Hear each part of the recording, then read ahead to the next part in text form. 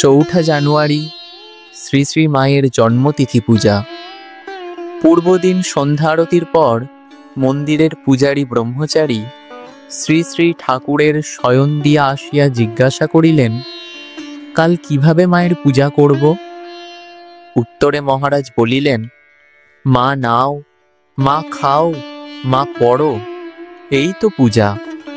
খুব প্রাণ থেকে বলতে হয়, মা এই নাও, তোমারই জিনিস তোমাকে দিচ্ছি। কত ভক্ত তোমাকে আজ কত ভালো ভালো জিনিস দিচ্ছে, আমি যা পেরেছি এনেছি, আর তো কিছু পাইনি, তুমি নিজ গুণে নাও মা।